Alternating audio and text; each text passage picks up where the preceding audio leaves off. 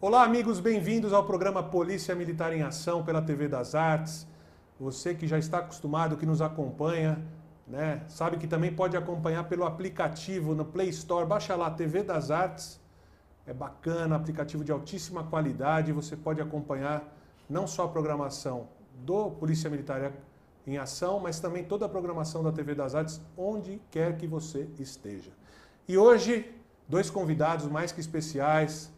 Gente, sangue azul, que a gente está esperando já faz tempo para dar essa entrevista para o programa, né?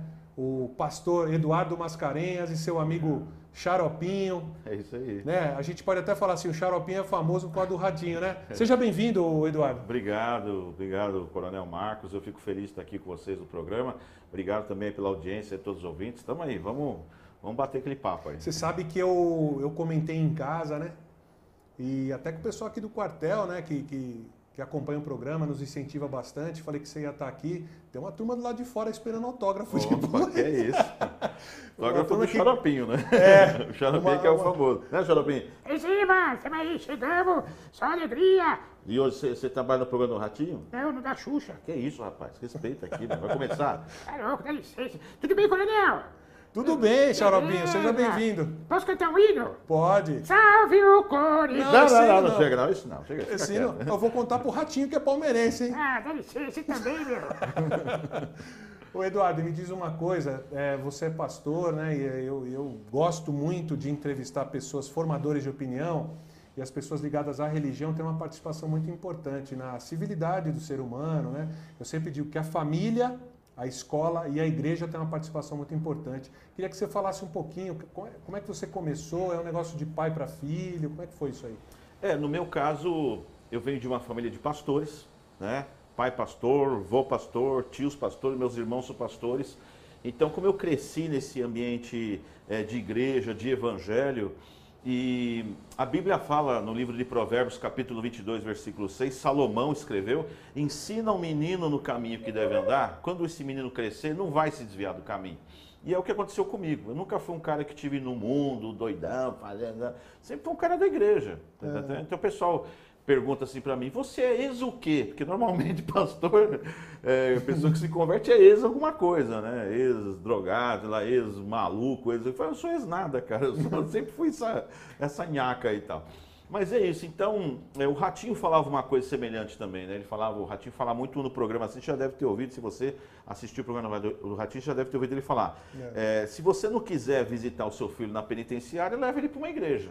Né? O Ratinho fala muito essa coisa no programa assim, tal. E é uma realidade. Então eu cresci nesse ambiente e aí não podia ser diferente, né? Então tá no meu DNA essa coisa do evangelho, essa mensagem, essa postura. E hoje também, pela misericórdia de Deus, também fui consagrado a pastor, fiz o seminário e estamos aí trabalhando com o Xaropinho, levo o Xaropinho para todo o país para pregar o evangelho. Né? Então a diferença entre eu e os outros artistas é que eu não vou só para fazer o trabalho de arte, eu vou também para levar uma mensagem de esperança e fé. Isso é bom. E também vou para lugares ermos, viu? Você pode chamar de Marcos? Pode, lógico. Meu Marcos, eu vou para lugares ermos, vou para sertão, entendeu? Da Bahia, do Maranhão, eu vou para lugares assim que... E você vai também, Xaropinho? Eu vou na hora. Ele me leva, não tem opção. É. Ele me leva. Quando eu for ver, quando eu saio da mala, eu já tô lá. Aí eu faço festa do mesmo jeito, não tem erro. A gente faz festa porque todo mundo gosta. Até no sertão o pessoal conhece o Xaropinho, conhece o Ratinho, né? Assiste, né? Eles não tem o que fazer. Aqui não tem o que fazer o quê, rapaz? Todo mundo tem o que fazer. Você sabe que o sábio pensador, né, e formador de opinião do passado, Confúcio, dizia aos seus seguidores, né, se você quer um projeto para um ano, planta arroz. Né? Se o seu projeto for de 10 anos, plante uma árvore. Mas se você quiser um projeto sólido para daqui 100 anos, aprenda a educar a partir de agora. Né? Legal. Então eu sou uma pessoa que em todo o programa eu insisto, e eu sei que a igreja tem essa função muito importante de educar e formar pessoas com caráter, né? Pessoas preparadas para lidar com o próximo, para influenciar positivamente o próximo. Né? Então a gente tem nesse programa realmente difundido muito a importância da educação. A educação, ela transforma o ser humano de tal forma que ela realmente mostra o limite, né, até onde vai o meu direito e começa o do outro. O ser humano educado cuida melhor da saúde, impacta melhor menos o orçamento do governo, né? Sim. Ele produz mais riqueza também, uma vez que ele se prepara melhor. E eu tenho certeza que ao longo da tua caminhada você também tem influenciado os jovens dessa maneira, né? Uma vez que a gente está todo final de semana, né, diante de um auditório, né, de vários, aliás. Normalmente eu faço igreja sexta, sábado e domingo, né, e às vezes até 2, 3 igrejas por dia. Então todo o meu auditório, o discurso é o evangelho, né? Meu discurso é o evangelho. Claro que eu brinco com o Xaropinho, né, tudo mais, né, Xaropinho? Eu falo de Deus para ele, né? Eu falo, Deus está aqui. Ele está aqui. Está aqui. Mas eu não tô vendo ele. Que ele está dentro da gente. Tá dentro? Está dentro. Você entendeu? A gente se relaciona com ele pela fé. É pela fé. Mas eu não tô sentindo ele. Mas se você sentir, ele está aqui. Se você não sentir nada, ele permanece aqui também. É assim? É assim que funciona, é pela fé. Aí, tá vendo? Então a gente vai, nessa conversa que é uma conversa, parece uma brincadeira, a gente vai transmitindo esse conhecimento. Então uma vez que a gente está todo final de semana na frente de pessoas tão simples, até pessoas com bastante conhecimento, a gente procura despertar isso. Uma coisa que eu falo assim, a vida não é fácil, a vida ela é difícil. Se você fizer tudo certinho, já será difícil. Se fizer errado, então, vai ser impossível. Vai ser impossível. Então, assim, o Evangelho, ele dá um caminho. Ele fala, o caminho do sucesso é esse aqui. Quando eu falo sucesso, não estou falando do sucesso do senso comum. Mas o sucesso que o Evangelho propõe. O sucesso que o Evangelho propõe é um sucesso, você ter uma família, você ter equilíbrio nas contas, como você estava falando, ter equilíbrio na sociedade. Isso é o sucesso, isso é a bênção, isso é a verdadeira felicidade, né? É uma ilusão a gente achar que a felicidade da vida é a felicidade que a novela das 8 mostra. Não é. Muita gente vai na igreja e fala assim, eu vi o Giannichini beijar na atriz e ele era feliz, eu quero ser feliz igual ele. Eu falo para as pessoas, aquela felicidade da novela aqui você não vai ter. Você sabe, Eduardo, já em programas anteriores eu citei os cantores sertanejos Tonico e Tinoco, já falecidos e tal. Eles, em determinado momento, e o sucesso os propiciou que eles comprassem a primeira casinha, o primeiro ranchinho onde eles moravam, e eles transformaram aquilo no memorial. E aí uma repórter, de maneira muito ingênua, perguntou para eles assim, mas vocês dormiam aqui? A gente dormia nessa esteirinha aqui, ó. Os 17 filhos, a gente dormia tudo aqui. Quando fazia frio, a gente dormia até meio encoxadinho, assim, né? Ela falou assim, nossa, vocês nunca tiveram vontade de ter uma cama? Cara, na hora, aquilo me tocou de tal forma, porque ele falou assim, cama, dona? A gente veio saber o que era cama depois que ficou famoso e fomos para São Paulo.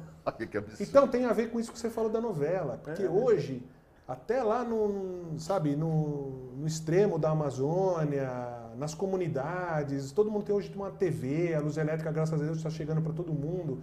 E ele olha na novela e fala assim, eu quero ter aquele carro, eu quero ter aquela casa. E isso acaba... dizem até que o ser humano, hoje 20% da comunidade mundial sofre de depressão. Ansiedade. E que daqui 10 anos esse número vai aumentar para 30%. Por quê? Porque ela começa a ver coisas que ela quer ter, mas que ela sabe que vai ser difícil provar.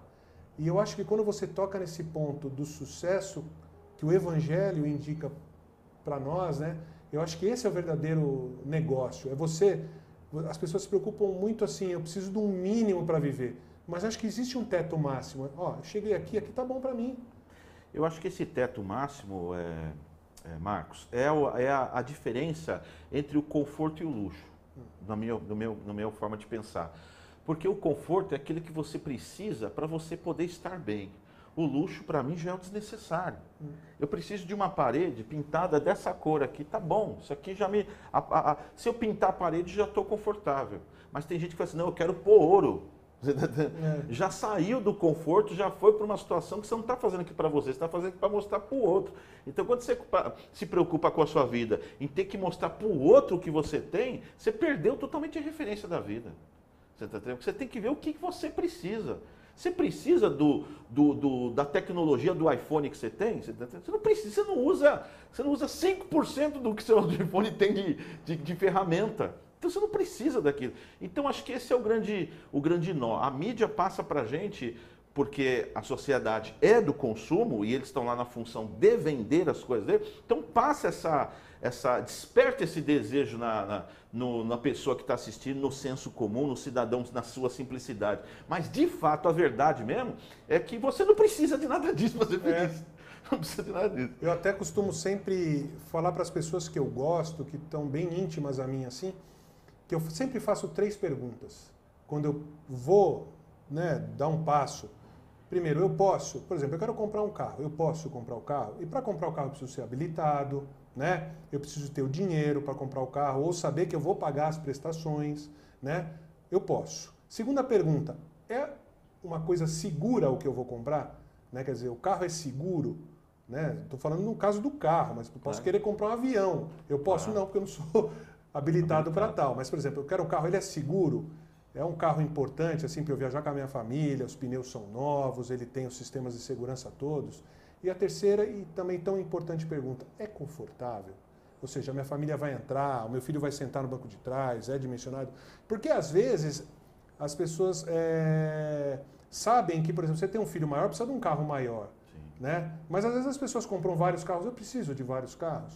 Né? Às vezes, a pessoa até pode, mas... Sei lá, é seguro financeiramente para mim? A questão do carro, olha que interessante, você falou do carro. Tem carro, tem pastor que chega assim para mim assim, eu quero ter uma Mercedes, pastor fala para mim. Quando é pastor que fala isso para mim, eu falo, pastor, é melhor não ter. É melhor o senhor não ter a Mercedes, ainda que o senhor seja empresário e possa ter. Porque quando você está na postura de pastor, de servidor na sociedade...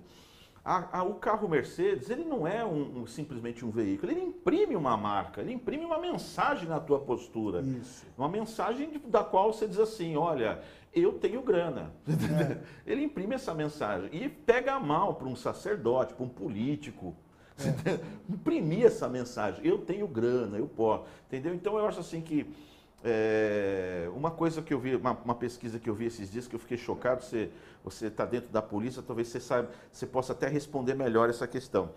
É difícil você ver uma pessoa ir presa hoje porque roubou o necessário. Roubou arroz, por exemplo. Entendeu? Camarada preso por quê? Porque ele roubou arroz e feijão. Tem isso? É muito difícil, né, Coronel? É muito difícil. Normalmente o cara vai preso porque ele quer o desnecessário. Ele quer um tênis, ele quer uma coisa que não tem nada a ver. Aí ele vai. Então isso me deixa chocado, porque eu visito presídio. E quando eu chego nos presídios, principalmente feminino, que eu fico mais chocado ainda, porque a maioria das mulheres está lá por causa dos caras. Né? E aí está lá por causa dos caras, e os caras estão presos por causa do desnecessário. E você vê que é uma roda assim da ilusão. As pessoas, elas aprendem no senso comum, na sociedade, na televisão, aprendem a viver errado. Né? Então, através dos comerciais. Eu acho que a televisão podia ter uma postura um pouco mais incisiva no sentido de fazer isso que você está fazendo aqui, transmitir um conteúdo relevante, importante, que forma caráter e personalidade. E no sentido também da grande TV, da Rede Globo, por exemplo, lançar uma campanha contra a gravidez precoce, por exemplo. Sim. Você está entendendo? Lançar uma campanha a favor do estudo. Né? Então a gente está aqui como formiguinha tentando botar na cabeça do povo, estuda, cara, porque teu salário melhora, tua vida melhora, você melhora como ser humano. Uma coisa que o Janine Ribeiro fala, que foi o ministro da Educação, professor da USP, ele fala assim, a ignorância não dói.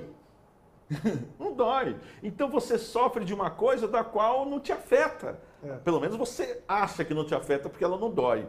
Porque quando você tem algum problema que dói, você vai no hospital e ele resolve a coisa. Então, pelo fato da ignorância do doer, o doente, o ignorante, não se sente ignorante, se sente capacitado para viver a vida, tomar as decisões, fazer tudo, e não está. E às vezes a gente até tem dificuldade de estabelecer um diálogo mais formal, né? Porque eu digo, inclusive, que para a pessoa, ela não tem assim... É lógico que existe a idade penal. Né? O jovem chega aos 18 anos e sabe que sua responsabilidade aumentou. Mas eu digo que tem 3 responsabilidades muito fortes, né, para o ser humano se tornar maduro. Primeiro, responsabilidade biológica. É ele saber que ele precisa ter o asseio pessoal dele, tomar banho, escovar os dentes, sabe? Tem que fazer todas as necessidades sozinhos e que procria. que entra até naquele detalhe da gravidez precoce. Essa é a primeira responsabilidade biológica. A segunda, responsabilidade legal. Ele tem que saber exatamente até onde o direito dele vai, o que ele pode fazer, o que ele não deve fazer, para que ele consiga conviver harmoniosamente em sociedade. E terceiro e tão importante é a responsabilidade financeira. Eu digo isso para os meus filhos. Eu falo assim, olha, você hoje é maior de idade, parabéns para você. Você entende, porque hoje eles têm muita cultura. Eu até brinco, eu falo assim, eles não são tão espertos da convivência que a gente tinha quando menino, aquela educação de rua. Mas eles têm uma cultura, porque o acesso à informação pela internet... Fala de tudo. Né? Mas assim, eu falo, filho, já é difícil alguém conseguir um bom emprego com muito estudo. Sem estudo é impossível. Né? É impossível. Então você precisa realmente estudar, estudar e estudar. Não tem outro caminho, não tem um atalho para isso. E vai ao encontro do que você fala a respeito do ignorante. É exatamente. Né? Às vezes ele é oferecido um atalho num determinado momento. Os estudiosos falam que esse atalho ele é muito perigoso dos 13 aos 23 anos, onde o jovem ele tem muita ansiedade, né? Muita. Se a gente planejar de comprar um carro, a gente leva um ano estudando qual é o melhor veículo, qual que cabe no seu bolso, eu vou economizar dinheiro. Um filho pede pra gente, pai, eu quero um videogame. Fala, filho, semana que vem é seu aniversário, eu compro. Mas só semana que vem? Então, dos 13 aos 23, eles passam por esse problema da ansiedade. E se eles encontrarem uma má influência durante esse período, que ofereça um atalho, fala assim, ó, leva esse cigarrinho de maconha, esse pacotinho aqui de cocaína, daqui até a esquina eu te dou 50 reais. Ele fala, meu, eu vou estudar para quê? Se eu posso ter esses 50 reais hoje. Por isso que é importante a igreja, a família e uma boa escola, para que ele seja blindado dessas más influências, não é verdade, Eduardo? Tem uma estatística dentro disso que você está falando de conversão. Então, o maior índice de conversão, pra você ter uma ideia, até os 5 anos de idade, 1% das pessoas se convertem. Isso é a taxa dos convertidos dentro das igrejas hoje, cristãs, nos Estados Unidos e no Brasil. Dos 5 aos 15 anos de idade, 85% das pessoas se convertem. Acima dos 16 aos 29, essa taxa de conversão cai para 10%, e acima dos 29 anos de idade cai para 4%.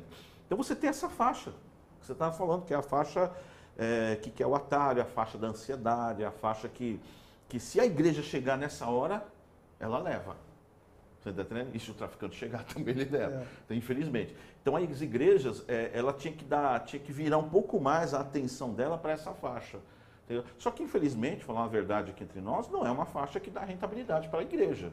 Não é uma faixa que contribui, eles não estão trabalhando, não sei o que e tal. Mas tem que se ver. As igrejas se especializaram em restauração, quando eles podiam desenvolver, junto com a restauração, que é importante, um trabalho de prevenção. Sim, sim. Então, virar um pouquinho mais toda a força de evangelismo para essa faixa entre 5 e 15 anos de idade, porque o percentual de conversão é da ordem de 85%, ou seja, é um estrondo. Né? Então aí a gente, quando sai pelo país, eu saio falando, deixando essa mensagem com os pastores, né? Pastor, presta atenção nas crianças, vai para as crianças. Isso não é eu que estou falando, isso é Bíblia, né? O Evangelho fala isso. Né? A gente só reverbera isso e tal. Mas é isso, Coronel. A gente aqui no batalhão, até falando um pouco sobre o 36º Batalhão aqui de Morro das Artes, né? Já estamos aqui há 3 anos, e eu tenho funcionado aqui como um grande facilitador, né? Para que o banco de ideias, para que os verdadeiros talentos e vocações que estão aqui no seio da nossa tropa, né, entre os policiais, ele afloresça. E você teve contato recente, eu sei, com os PMs da Alegria. Eu lembro até do primeiro dia que o soldado que a gente chama Vinchesky, não sei, até hoje eu não sei falar, a gente chama de uísque, carinhosamente. Ele veio assim e falou, chefe, eu queria adaptar uma farda como se fosse do Capitão América, mas é um polícia para fazer um trabalho, porque eu tal. Eu falei, toca em frente, porque tudo que você puder transformar a vida de pelo menos uma pessoa, cara, é um sucesso, sabe? Um sucesso, assim como o Xaropinho é um sucesso inegável, né? É uma coisa que entrou no coração dos adultos, das crianças, de todo mundo e vai ficar para sempre. Coisa boa chega para ficar para sempre. E aqui nesse batalhão, as pessoas realmente, olha, já teve campanha de coleta de cabelo. Pô, mas por que a polícia faz campanha de coleta de cabelo? Por quê? Porque a gente precisa participar dessa gestão social, para ter sustentabilidade social. Então, uma coisa que a gente faz forte aqui, a gente acredita muito que segurança pública não é presença só de polícia, é gestão na área da educação, do esporte, do lazer e da cultura. sempre com muita influência em programas sociais, né? E eu estou admirado, assim, e até muito entusiasmado com a tua presença. Esse programa, com certeza, a gente poderia gravar aqui 4 horas, porque tudo que você fala tem muito a ver com aquilo que a gente deseja para a sociedade, né? E eu queria até que o Xaropinho falasse um pouco, porque só o Eduardo que fala, né, o Xaropinho? Fala, mano. Então cumprimenta os telespectadores. Eu quero cumprimentar todo mundo, agora atenção. 1, 2, 3. E depois não esquece de cumprimentar também o coronel que foi te convidou, tá bom? Tá bom. Vai. Eu quero cumprimentar todo mundo bem forte, atenção. 1, 2, 3. E depois não esquece também o pessoal da técnica, que o pessoal tá tudo ali assistindo, ali, olhando ali o programa, trabalhando, tá bom? Tá bom. Vai, Xaropinho. Eu quero cumprimentar todo mundo, atenção. 1, 2, 3. E não esquece das crianças que tá do outro lado também, viu? Tem criança lá do outro lado assistindo, viu? Hein, Xaropinho? Jesus! Fala comigo, Xaropinho. Satanás! Que satanás? Que? Tá louco, rapaz? Você tá aí, né? Presta atenção, cumprimenta direito aí, rapaz. Não, dá licença. Ele não deixa eu falar, coronel. Ele fica brigando comigo. Deixa ele falar, Eduardo. Ele quer cumprimentar as pessoas, você não deixa, pô. Tô te ajudando. Eu tô te ajudando, eu tô falando pra você cumprimentar, você não cumprimenta. Vocês caras malucos, meu. Entendeu? E ó, fica falando bobagem, já te falei que Deus tá aqui, né? Deus tá aqui. Tudo que você tá falando, ele tá ouvindo. Tô lascado. Tá vendo? Fica falando bobagem, agora peça perdão pra Deus. Eu vou falar com Deus. Isso. O que eu falo? Fala o que tá dentro de você. Dentro de mim? É. Coração, intestino, pulmão, fígado. O que é isso, rapaz? Tá dentro de mim. Não é assim. Fala o que você sente. É o que eu sinto. Isso. Eu sinto cosquinha, chulé, dor de barriga, sinto raiva. Não. Você tem que falar com Deus como você conversa com um amigo. Você entendeu?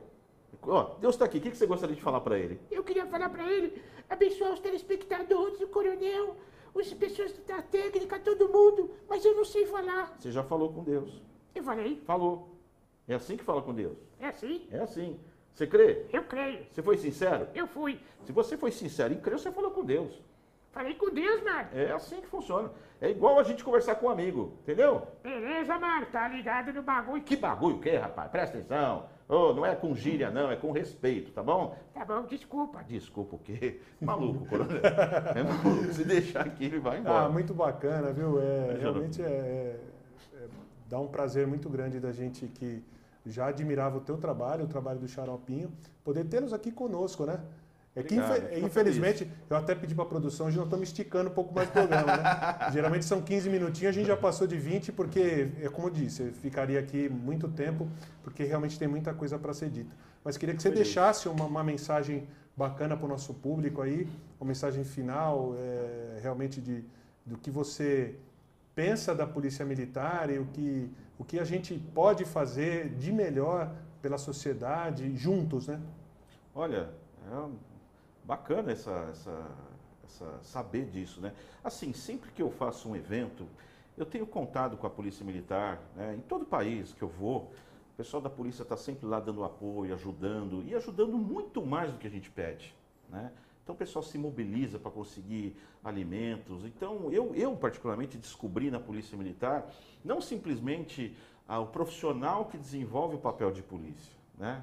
Isso foi muito além. Eu descobri na Polícia Militar um trabalho, uma postura na sociedade de cidadania, de humanização, sabe? Que só parece que só vai para os telejornais o lado do confronto, mas tem um outro lado também que não aparece, que é o lado da humanização, o lado do desenvolvimento de cidadania, o lado, sabe, da paixão pela sociedade, entendeu? Sabe, então assim, eu estou falando isso porque eu visito presídios, eu vejo policiais aconselhando os presos lá dentro, sabe, na expectativa de fazer aquele indivíduo se tornar um cidadão, você tá entendendo? O cara fazendo isso por quê?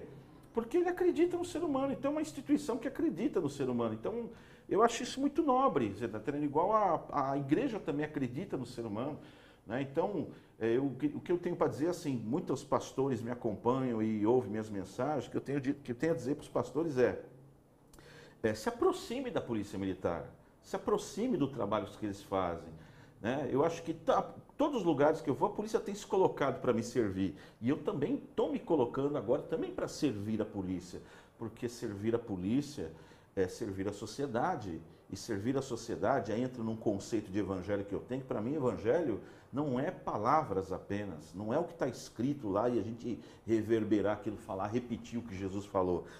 É colocar em prática o que Jesus falou. Uma coisa é você repetir o que Jesus falou, outra coisa é você colocar em prática. Eu costumo dizer hoje, coronel, que está se pregando muito evangelho. Você liga a televisão, evangelho, muda de canal, evangelho, você liga o rádio, evangelho, pega o jornalzinho, evangelho. Então a pergunta não é mais quem está pregando o evangelho. Não precisa dessa pergunta. O evangelho está sendo pregado. A pergunta é quem está sendo o evangelho? Quem está vivendo isso aqui que esses caras estão falando? Porque todo falar, até papagaio fala. Então não é o caso de falar, é o caso de viver, é o caso de ser, é o caso de ter atitude.